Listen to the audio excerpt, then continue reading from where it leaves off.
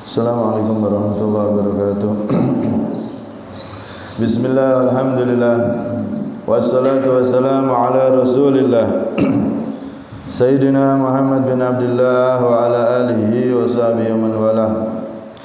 Rabbi syrah li sadri wa yassir li amri wa hlul 'uqdatam min lisani yafqahu qawli. Saddid lisani wa hdi qalbi bihaqqi Sayyidina Muhammadin sallallahu alaihi wasallam.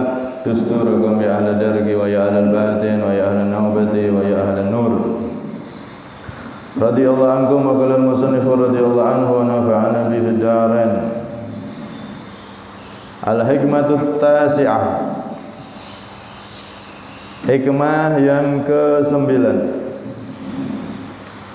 Tanawwa'at ajnasul a'mal bitanawwu'i waridatil ahwal. Tanawwa'at, menjadi bermacam-macam. Ajnasul a'mali itu jenis-jenis amal ibadah. Amal ibadah itu bisa menjadi bermacam-macam. Dengan apa? Bitanawwu'i waridatil ahwal, dengan bermacam-macamnya keadaan-keadaan yang datang. Jadi ibadah itu, perbuatan, amal itu bisa bermacam-macam sesuai dengan keadaan yang datang.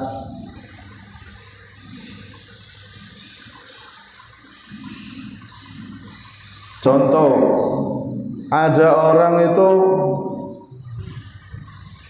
kemarin saya ke Pangkalan Bun itu bertemu sama orang yang dia ini jadi dosen di tahun 2001 itu jadi dosen. Kemudian dia juga vokalis salah satu band. Kalau dibayangkan kan berarti al-fulus kasir, duitnya akeh.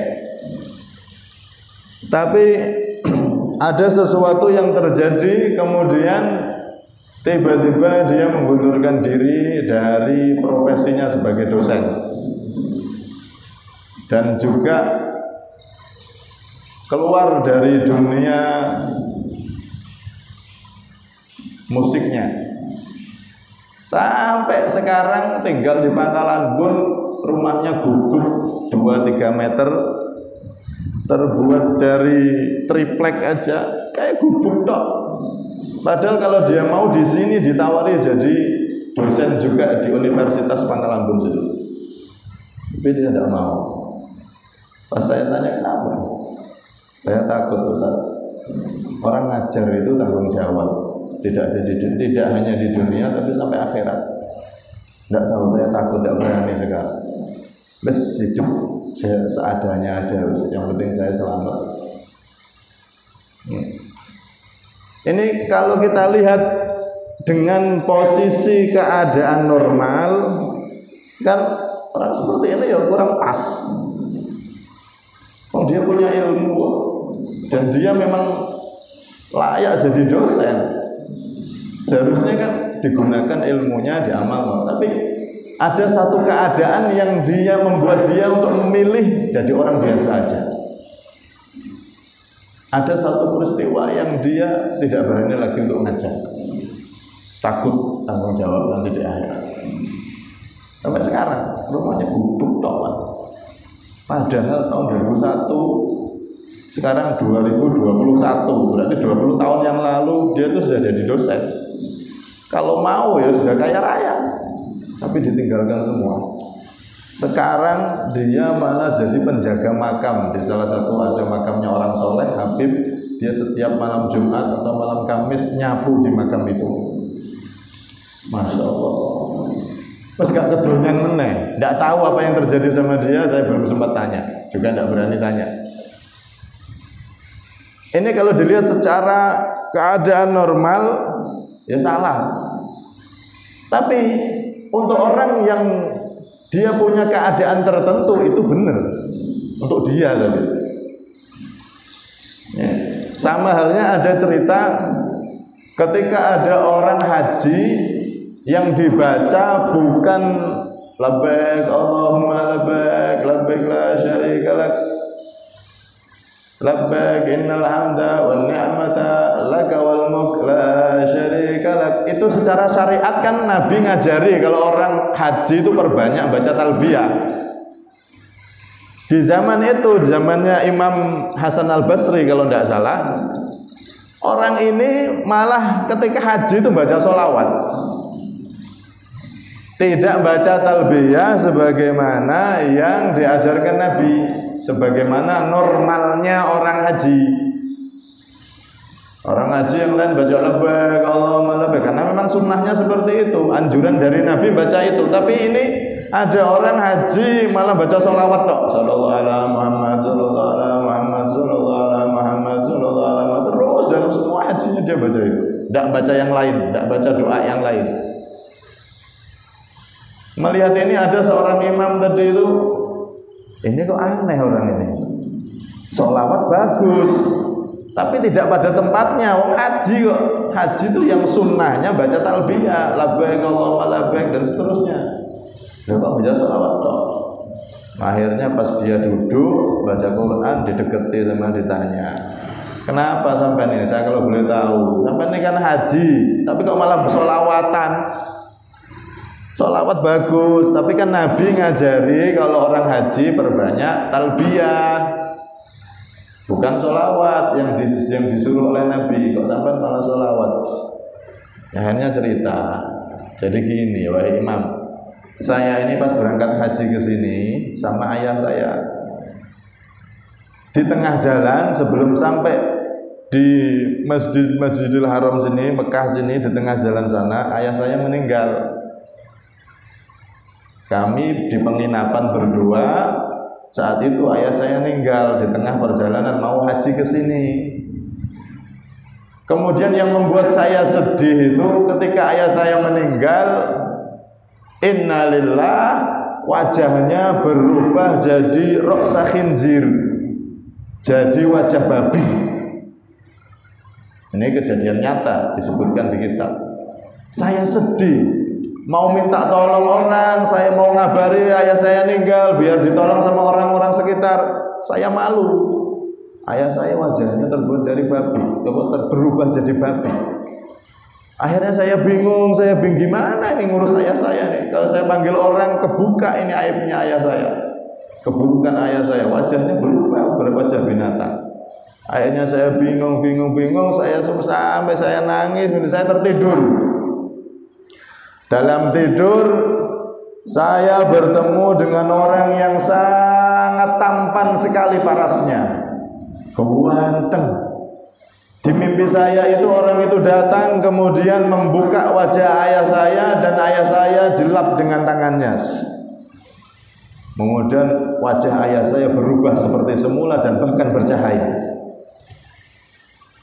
Setelah itu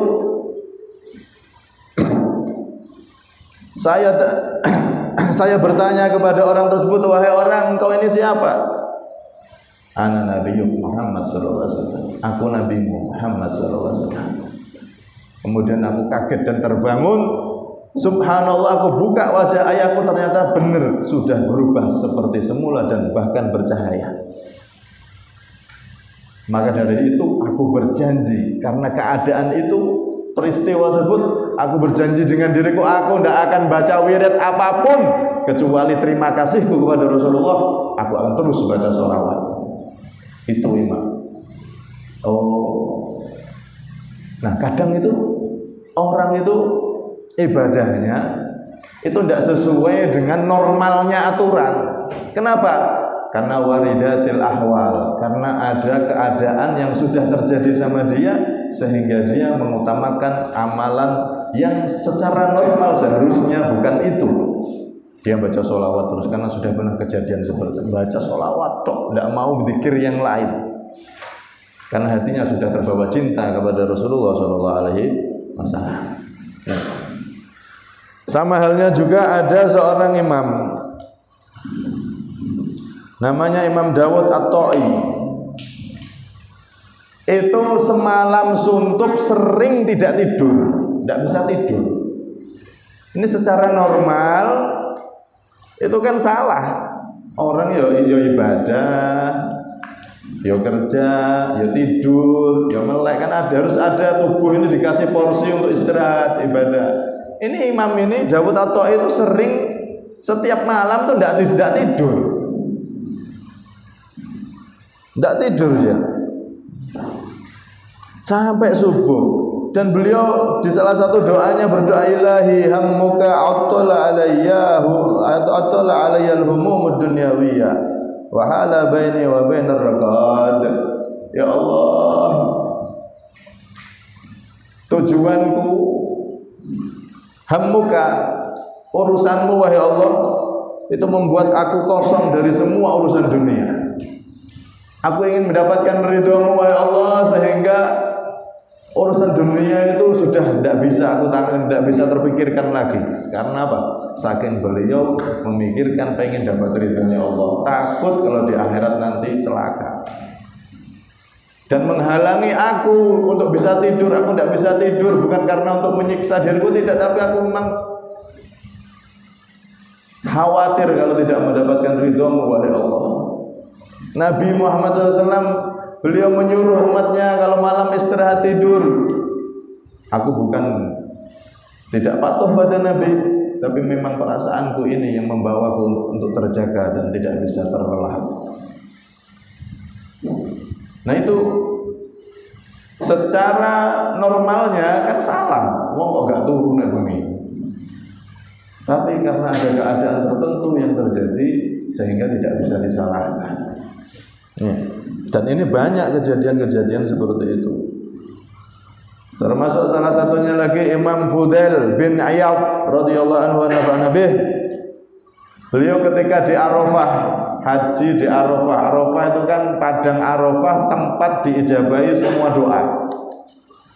Di situ dianjurkan untuk memperbanyak doa sebanyak-banyaknya, karena doa yang dipanjatkan di padang Arafah tanggal 9 Dzulhijjah itu salah satu doa yang mustajabah, yang pasti diijabahi oleh Allah. Ini Imam Fudail bin Iyad suatu ketika haji, beliau nangis di situ, nangis sesengguhan, ndak dikir, ndak donga, diam nangis. Secara normal salah ini. Wong Nabi menganjurkan untuk banyak doa, malah menang nangis tok.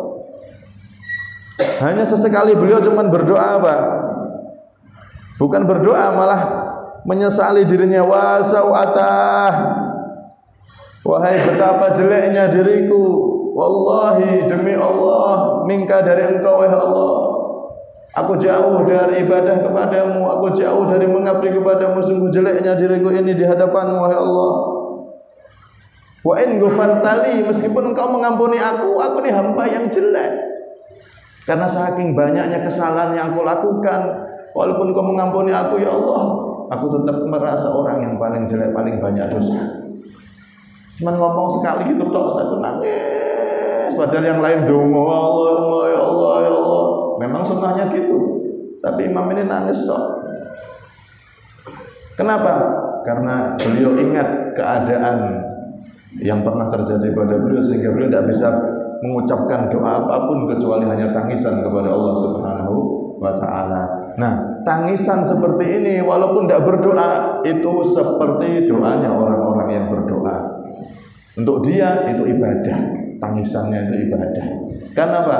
Karena ada keadaan yang membuat hatinya seperti itu. Ya.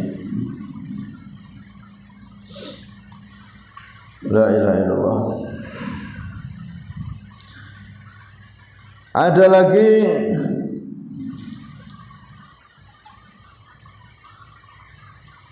Sayyidina Umar bin Ibn al-Khattab radhiyallahu anhu. Ini seorang khalifah, umatnya Nabi ranking 1. Nih, ranking 1 setelah Abu Bakar, ranking 2 ya. Beliau saat itu menjadi Amirul Mukminin, pemimpinnya orang Islam, umat Islam, orang-orang yang beriman. Ketika beliau sampai di Syam, menaklukkan Syam, maka akan disambut oleh tentara, disambut oleh orang-orang Syam dengan sambutan kebesaran. Tapi apa yang dilakukan beliau?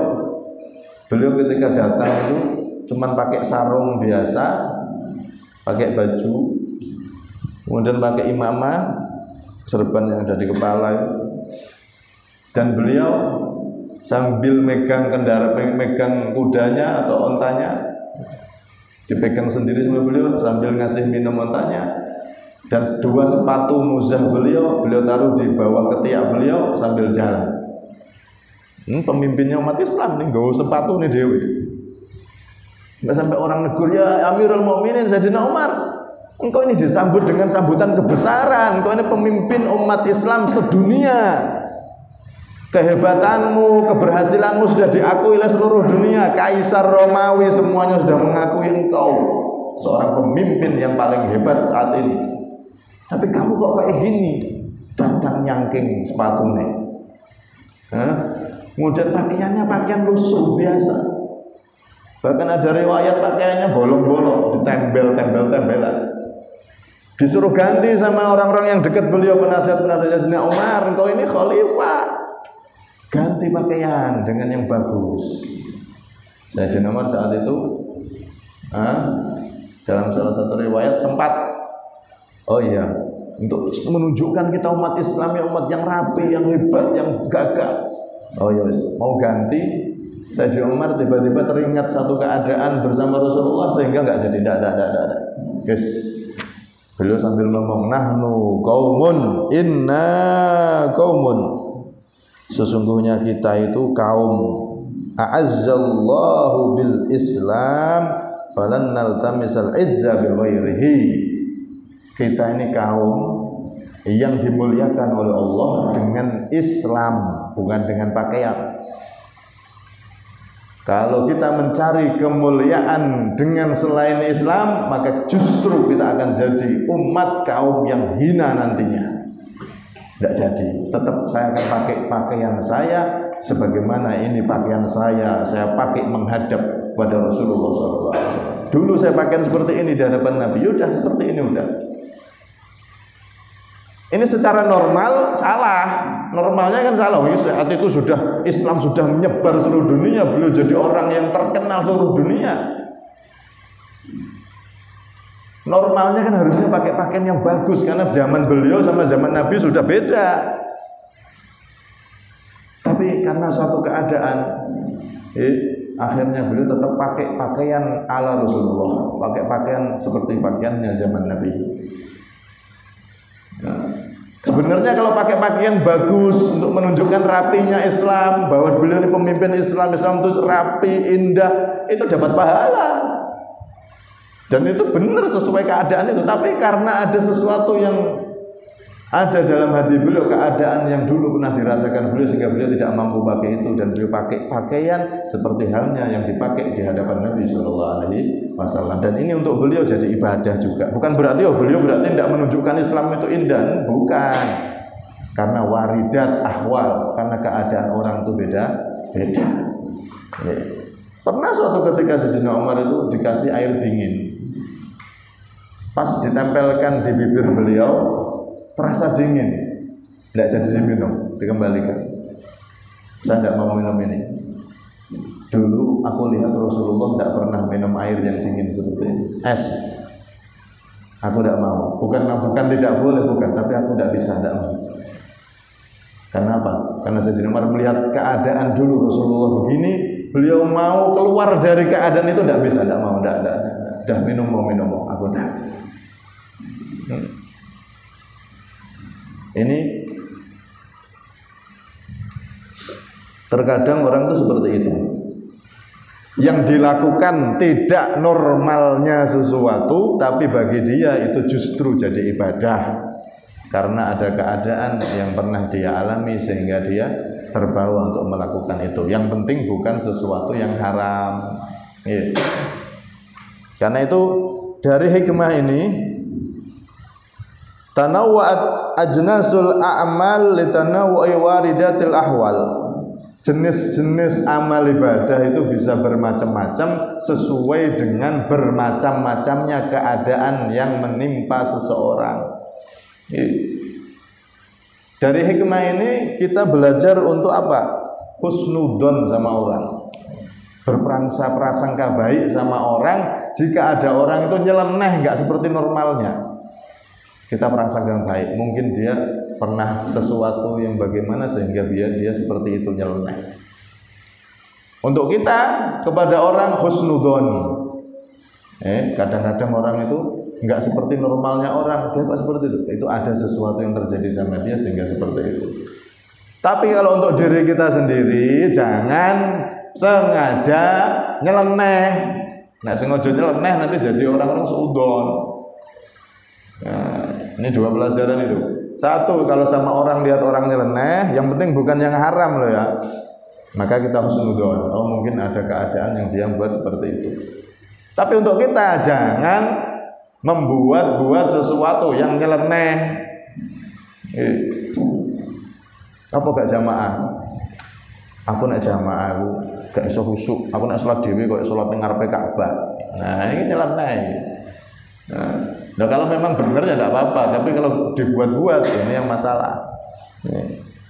Tanawwa'at ajnazul a'mal li tanawwu'i waridatil ahwal. Masyaallah. Ya.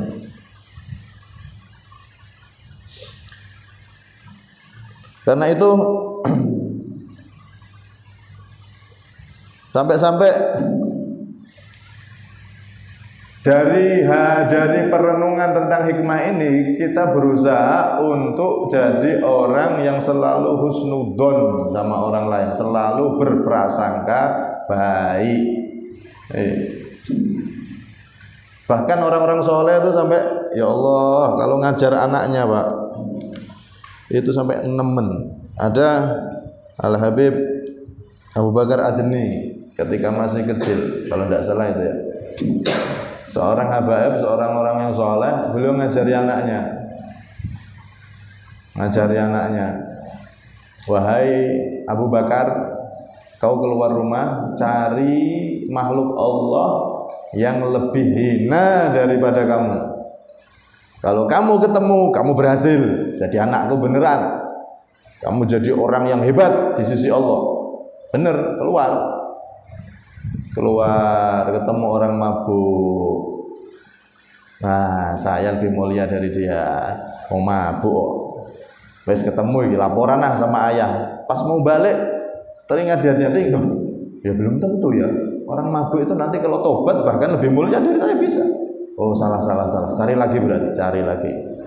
Ketemu orang yang judi, ketemu orang ini sampai ketemu orang kafir yang nyembah berhala, nyembah batu. Saya lebih mulia dari dia. Pas ketemu, laporan sama ayah pulang. Di tengah jalan mau pulang, langsung mikir dulu. Orang yang nyembah berhala itu, kalau dia nanti dapat hidayah masuk Islam, baca syahadat dan jadi orang soleh bisa masuk surga. Sedangkan aku yang Islam bisa jadi nanti keluar dari Islam murtad. Ya Allah, belum tentu dia lebih mulia, aku lebih mulia dari dia. Berarti bukan, aku lebih hina dari dia. Akhirnya cari lagi. Sampai tidak ketemu, sampai ketemu sama anjing. Ini dia anjing itu najis mughalladho. Saya ini yang lebih mulia daripada anjing ini. Laporan. Ini makhluk, ada makhluknya Allah satu, wahai ayah, anjing ini. Saya lebih mulia dari dia. Maka ketika mau pulang terpikirkan lagi, ya Allah, belum tentu aku lebih mulia dari dia. Siapa tahu ketika nanti di akhirat aku jatuh ke neraka, sedangkan kalau anjing binatang itu kalau mati selesai, tidak ada surga, tidak ada neraka. Tapi kalau aku mati, ya kalau masuk surga, kalau tidak selesai di neraka selama-lamanya atau disiksa sama Allah. Tidak berarti. Akhirnya beliau pulang, ya Allah, wahai ayah, saya tidak ketemu siapapun, tidak ketemu makhluk yang lebih mulia dari saya. Makhluk yang paling hina itu ya saya. Lihat bagaimana orang soleh itu menanamkan untuk husnudzon, bahkan dengan anjing sekalipun. Baik sangka, siapa tahu dia lebih mulia dari saya. Dan membersihkan hati yang begitu bersih.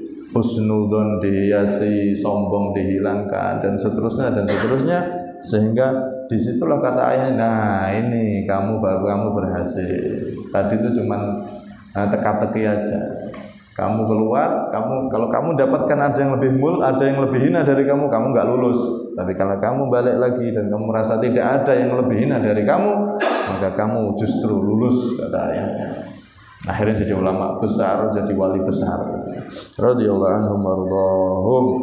Nah, di sini sebagaimana disabdakan oleh Rasulullah, termasuk ibadah yang paling luar biasa, yang paling cepat mengangkat derajat seseorang adalah berprasangka baik dengan siapapun, berprasangka baik dengan siapapun, bahkan jangan sampai merasa lebih mulia dari siapapun. Itu hati kalau punya seperti itu, sholatnya yang wajib-wajib tok, dia tuh naik derajatnya cemburu. Daripada sholatnya yang wakeh tapi hatinya benci sama orang, suka menghina orang, merasa dia lebih mulia, merasa dia ini. Itu ibadahnya wakeh hangus, Pak, kayak kayu ditumpuk kebakar. Karena itu ibadah badan penting, sholat, ibadah penting, tapi hati juga dijaga. Kalau kita ibadah, kalau kita ngaji seperti ini, hati kita semakin tambah bersih, tambah bisa, ya Allah, tahu diri. Kita ini banyak dosa sama Allah. Iblis aja satu dosa langsung dilaknat, seanak keturunannya masuk neraka. Satu dosa tok disuruh sujud sama Nabi Adam, yang saat itu seperti Ka'bah, disuruh sujud mengarah ke situ, dia tidak mau. Satu dosa tok dilaknat sama Allah sampai hari kiamat. Nah, kita ini sudah berapa dosa sama Allah?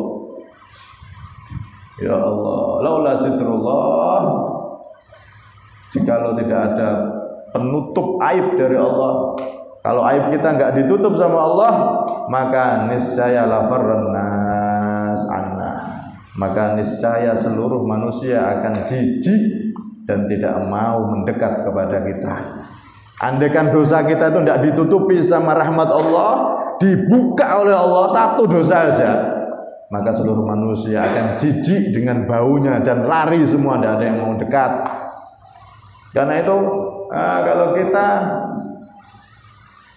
dimuliakan orang, dihormati orang, bukan karena kamu mulia, bukan karena kita mulia, tapi karena Allah nutup aib-aib kita, Allah nutup kesalahan kita, sehingga orang-orang menyangka kita ini adalah orang baik, kita ini adalah orang yang bagus. Karena itu tadi, ya. Semoga hati kita diberi husnudzon sama orang, tidak mudah berprasangka jelek sama orang, selalu mentafsiri dengan tafsiran yang baik, sehingga dengan itu kita akan semakin derajatnya tinggi di sisi Allah Subhanahu wa taala. Dan hati yang seperti itulah yang kelak paling berguna di sisi Allah. Yauma la yanfa'u malu wala banun illa man atallaha biqalbin salim. Hari di mana tidak bermanfaat lagi harta dan anak keturunan, tidak manfaat semua, kecuali orang yang menghadap Allah dengan membawa hati yang betul-betul bersih, hati yang betul-betul suci, bersih, selamat dari hal-hal yang tidak diridhoi oleh Allah Subhanahu wa taala. Semoga hati kita semakin dibersihkan oleh Allah Subhanahu wa taala.